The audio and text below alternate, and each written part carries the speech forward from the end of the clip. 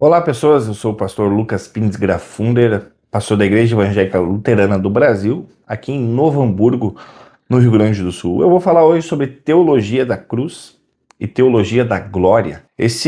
Digamos assim, são termos usados numa disputa chamada de disputa de Heidelberg, em 1518. Olha só, né, a reforma aconteceu ali, ou ela já vinha acontecendo, mas 1517 então é celebrado o momento principal, né, da reforma, enfim, mas a gente pode dizer que foram outros momentos. Mas 1518 ainda temos o que podemos chamar de um Lutero jovem, numa disputa acadêmica também, digamos assim, em que ele vai trazer algumas teses, se eu não me engano, 29 teses, em relação à percepção de teólogos que usam da racionalidade, no sentido de entender Deus somente a partir da razão, e dos próprios méritos. Só fazendo um parênteses aqui, a razão ela é usada, obviamente, pelos teólogos da cruz, mas não no sentido de tentar explicar aquilo que Deus não explica.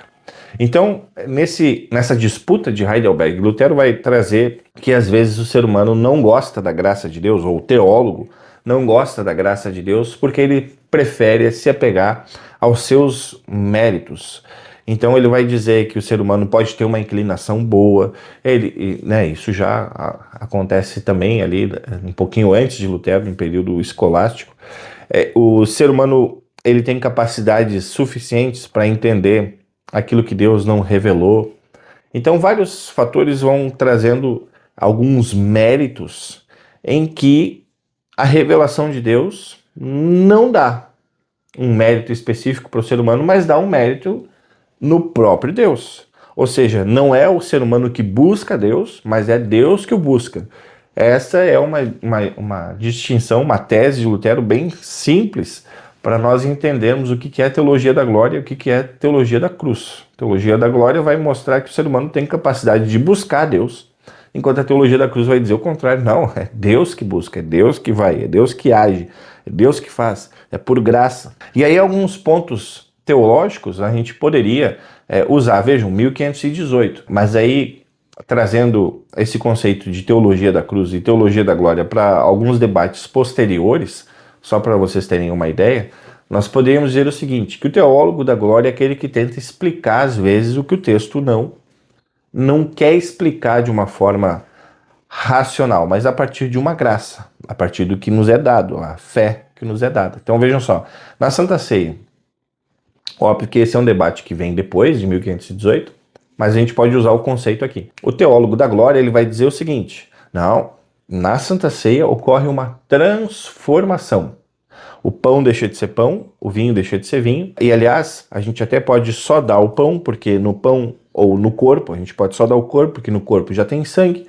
Então, essas coisas assim a gente resolve a partir da lógica. Se Jesus disse que isto é, então deixa de ser e se torna corpo e sangue.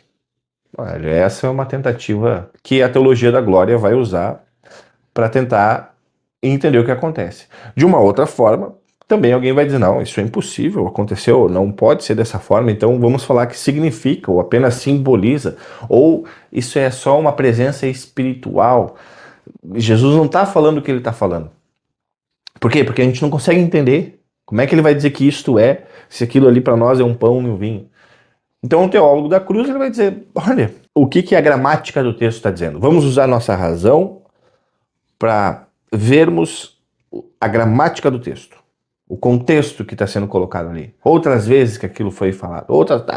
Olha, Jesus disse que isto é. Então como é que nós entendemos?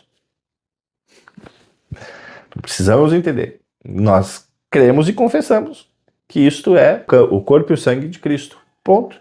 Não precisamos buscar uma glória ou um mérito próprio. Então, nesse sentido, essa disputa de Heidelberg, lá de 1518, Lutero vai trazer esse conceito justamente mais no sentido de até que ponto o ser humano pode ou não tentar encontrar Deus onde ele mesmo se ocultou, onde ele mesmo não nos deu o pleno conhecimento daquilo.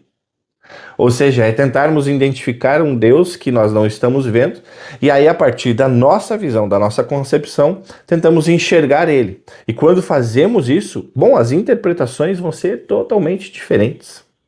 Porque cada um vai interpretar ou vai enxergar um Deus de uma forma específica.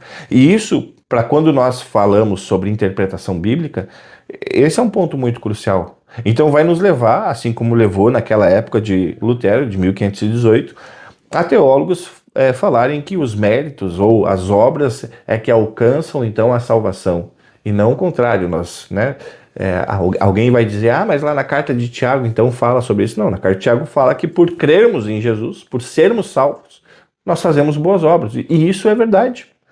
Uma coisa não anula a outra. Eu não sou salvo por fazer boas obras, mas faço boas obras porque sou salvo. E aquele que não faz boas obras é porque não está nem aí para a sua salvação. Não quer saber disso. Que, aliás, é um outro ponto que a gente vai voltar logo, logo. Mas vejam, nesse ponto, então, teologia da cruz e teologia da glória, nessa época em que Lutero escreve, ele está mais voltado a esse debate que a gente poderia até falar, um debate mais acadêmico.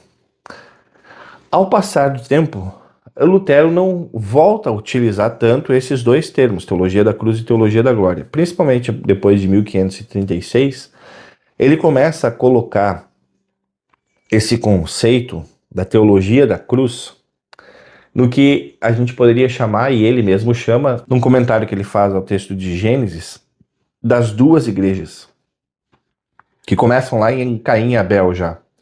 Uma igreja que persegue a palavra, que aí poderíamos dizer teologia da glória, e uma igreja da cruz. Ele vai até usar um termo crucianos ou crucidados, mas no sentido crucianos, no sentido de aqueles que carregam a cruz. Por quê? Porque ele vai dizer o seguinte: podem ter cristãos nessa igreja da glória que não querem carregar a sua cruz, que não têm capacidade de dizer que o sofrimento, ou que a perseguição, ou enfim, que as dificuldades, elas existem porque as coisas são assim. Ela vai dizer, não, nós precisamos buscar uma glória, nós precisamos buscar a perfeição, no sentido de não termos mais essas dificuldades. Enquanto que a Igreja da Cruz, ela vai continuar ouvindo a palavra de Deus, para que ela não tenha sofrimento, porque essa é uma promessa de Deus também. Aqueles que ouvem a sua palavra, que guardam, vão viver bem. Mas que às vezes, e infelizmente, perseguições e sofrimentos fazem parte. As duas coisas não anulam, não são anuladas. Então Lutero, num desenvolvimento mais tardio, ele vai sair um pouco da academia, vai sair um pouco dos debates teológicos e vai colocar essa percepção da cruz na vida da igreja e no aconselhamento pastoral. E por que isso é importante? Porque nessa percepção nós podemos ver que olhar o mundo a partir de onde Deus se revela é muito melhor do que nós tentarmos identificar onde Deus está. Porque daí corre o risco de nós, com a nossa interpretação, com a nossa vontade, colocar Deus num lugar, vejam, entre muitas aspas, onde ele não está, onde ele não se revelou. Então, nesse sentido, nessa preocupação pastoral e da vida da igreja, Lutero vai nos enfatizar isso. E aqui vamos dar um exemplo, né? Eu sou um cristão, né? Eu vou na igreja, faço, né, as orações, e isso é verdade, respeito pai e mãe, faço tudo. Mas aí me chega uma oportunidade de ter um aumento muito considerado na minha vida financeira, o que impactaria numa vida familiar muito boa. Eu poderia ofertar mais na igreja, eu poderia fazer, digamos assim, mais ação social, serviço social. Eu não iria usar aquele dinheiro que eu ganharia para fazer coisas erradas. Mas o dinheiro, ou a forma com que eu iria ter uma melhoria de vida, é uma forma ilícita. E não pode ser uma coisa assim ilícita, é uma sonegação de imposto aqui, uma coisinha ali, não é uma coisa assim tão grande, né? É uma forma de ganhar dinheiro que é errada. O que o teólogo da glória, ou o que a igreja da glória que persegue a palavra vai dizer? Mas isso é para glorificar o reino de Deus. Você pode pegar isso e transformar em algo bom.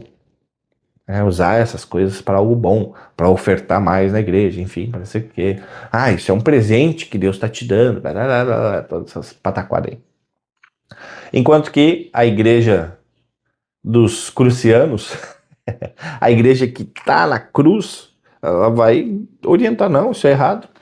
Poxa, mas aí eu vou ficar aqui sofrendo com a minha situação financeira.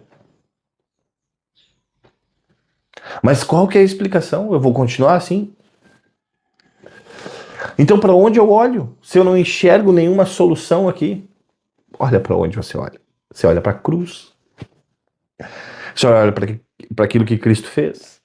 Você não precisa. Olha, e você precisa ainda dar graças a Deus, porque você não precisa carregar a cruz para uma morte. Você carrega a cruz porque Jesus já ressuscitou. Nossa, mas isso é difícil de entender. Bom, bem-vindo, mas essa é a revelação de Deus. É o que o apóstolo Paulo ensina sobre viver em Cristo, viver na morte e na ressurreição de Cristo, de anunciar esse Cristo crucificado. É isso. Um outro ponto importante, alguém pode atrelar o sofrimento, a teologia da glória, ou a igreja que persegue a palavra, ela vai dizer, você está sofrendo porque você não é um bom ofertante, porque você não faz isso, porque você não faz aquilo, é por isso que você está sofrendo. Isso é verdade? Pode ser. Se uma pessoa não escuta a palavra de Deus e sofre as consequências por não ouvir a palavra de Deus, isso é verdade. Deus disse que quem não ouvir a sua palavra vai ter problema, vai ter consequências. Agora, uma pessoa que sofre e, digamos assim, não por sua própria opção, por sua própria vontade, a teologia ou a igreja que persegue a palavra, a teologia da cruz, ela vai continuar dizendo que alguma coisa está errada no mérito daquela pessoa, que ela não consegue buscar essa graça, que ela não consegue ter acesso a isso porque ela não consegue. Enquanto que a teologia da cruz vai dizer, veja, Jesus, que foi a cruz, esse Deus que é glorioso, majestoso, criador de céus e terra, do universo, e que se humilhou de tal forma a carregar a sua própria cruz de forma literal, mas ali todos os nossos pecados e todos os nossos sofrimentos estavam sobre ele, e ele morre por causa disso, morre para nos resgatar. A pessoa que sofre não por vontade própria, nesse sentido, por escolhas erradas que fez, mas ela sofre por outros motivos, ela vai enxergar na igreja da cruz, na teologia da cruz, esse conforto e essa libertação que só a fé em Jesus Cristo pode dar. Porque qualquer outra forma de explicar isso, a fé não vai ser em Jesus Cristo, mas vai ser no mérito que a pessoa tem. Uma pessoa que cometeu erros porque quis e está sofrendo, ela também vai encontrar na teologia da cruz o perdão. Ela vai dizer, olha, essa desobediência que você teve, Cristo teve que carregar ela. Deus teve que morrer por ela. Para que agora você possa ter uma nova vida em Cristo. E uma nova vida em Cristo em que você vai obedecer aquilo que Deus é, aquilo que Deus se revela na sua palavra. Então, nesse sentido, teologia da cruz e teologia da glória ganham em Lutero uma perspectiva muito mais da vida da igreja, da vida do ministério pastoral também, naquilo que o pastor vai orientar ou não, do que apenas no outro sentido. Um outro exemplo, digamos assim, infelizmente a teologia da glória, ela não consegue sozinha explicar tudo. Então ela vai buscar elementos em outros lugares para tentar explicar aquela situação. Um exemplo de hoje, nos nossos dias atuais, é que a igreja ela acabou, digamos assim, atraída e usando a psicologia para explicar o sentido da vida no ser humano. Né? A busca pelo sentido. Nossa, a teologia da cruz vai dizer o seguinte, olha, é bem simples, a busca pelo sentido é olhar para a cruz. Lá está o sentido da vida, da nossa vida, porque é ali que nós temos uma nova vida. É na ressurreição de Jesus que nós temos um sentido. Fora isso, não temos nenhum sentido que nos dê a certeza de algo eterno, que nos dê a certeza de uma vitória. Nenhum sentido fora isso. Mas a partir da teologia da glória, tentando... mas vejam, falar de Cristo crucificado é loucura, é escândalo, as pessoas não vão entender, elas não vão querer ir para a igreja ouvindo que eles precisam carregar a própria cruz. Então é melhor nós darmos um sentido. Vamos usar a família. Olha, o sentido da vida é a família, então tudo pela família. É verdade? Olha, a gente precisa fazer tudo pela família. Esse é o sentido da vida? Não. Vejam só, nós precisamos defender a nossa pátria, não sei o que, esse é um sentido. Não, porque o reino de Deus precisa se estabelecer. Não, já veio em Cristo, tudo está completado na cruz. Na cruz. Então vejam, às vezes pode ser bobo, mas essa forma de enxergar o mundo faz muita diferença. E faz muita diferença não no sentido que você vai ser... Bom, agora você vai explodir, vai só subir. Não, vai fazer diferença porque o conforto e a alegria de viver na graça de Deus é algo surreal. E é um milagre. É um milagre vermos isso. É um milagre vermos uma igreja que não persegue a palavra.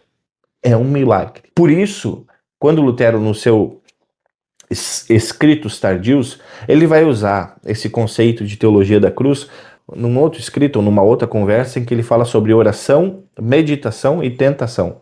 E o teólogo da cruz, ou o pastor, aquele que quer ensinar o seu povo nessa perspectiva, a viver na perspectiva da cruz de Cristo, de pregar a partir do Cristo crucificado, ele precisa e vai passar, primeiro, por muita oração, porque às vezes ele vai olhar para o texto e não vai enxergar nada. Então ele precisa orar muito para que Deus o conduza e confiar na ação do Espírito Santo, confiar que o Espírito Santo está conduzindo. Essa contemplação, ou essa meditação, nós podemos dizer assim, parte no sentido de olharmos para as coisas como elas são. E o teólogo da cruz vai olhar para isso, as coisas como elas são. E às vezes as coisas como elas são não vai ter uma explicação, não vai ter um sentido específico fora daquilo que é Cristo. E às vezes o teólogo da cruz, ele vai precisar falar coisas que as pessoas não vão gostar. Não vão gostar. Seja para algo bom ou seja para algo ruim. Seja para algo bom no sentido de que quando uma pessoa que é extremamente odiada, o teólogo da cruz tem que dizer para ele, Jesus também morreu por você. Para a maioria das pessoas, um cristão ou um pastor falar que alguém que cometeu um crime hediondo pode crer em Jesus, né, e que Jesus perdoa ele, isso é terrível. Agora, um pastor falar para uma liderança da igreja, para alguém que está sempre na igreja, que ela está vivendo uma vida em pecado, nossa, isso também é terrível. Mas a contemplação, a meditação faz com que o pastor enxergue as coisas como elas são. E o último é a tentação de não ser um teólogo da glória, de não ser uma igreja que persegue a palavra. E olha, essa é uma tentação constante. A tentação de acharmos que sabemos de tudo, a tentação de acharmos que já temos, digamos assim, a nossa base teológica muito fundamentada. Por isso, olhar para a cruz, viver a igreja a partir da cruz, é uma perspectiva sensacional. Enfim, acho que eu já falei demais aqui. Escreva aí nos comentários, caso eu não tenha falado alguma coisa que vocês gostariam que eu tivesse falado, alguma coisa que vocês não entenderam, algo que vocês discordam. Enfim, tentei aqui de uma forma bem resumida tentar trazer mais o conceito do que partes técnicas em relação àquilo que Lutero fala da cruz. Mas é importante trazer essa distinção daquilo que Lutero fala em 1518, nessa disputa de Heidelberg, onde ele usa esses termos, e depois a forma com que ele aplica isso na vida da igreja e na vida do pastor, tem algumas diferenças importantes, e às vezes a gente fica só nessa de 1518. Então eu tentei trazer aqui alguma perspectiva em relação a isso. Não deixe de seguir aqui o canal, enfim, de compartilhar esse vídeo também, seguir a página aqui, e dar a sua opinião também, tá bom? Um forte abraço, tamo junto e Deus cuida.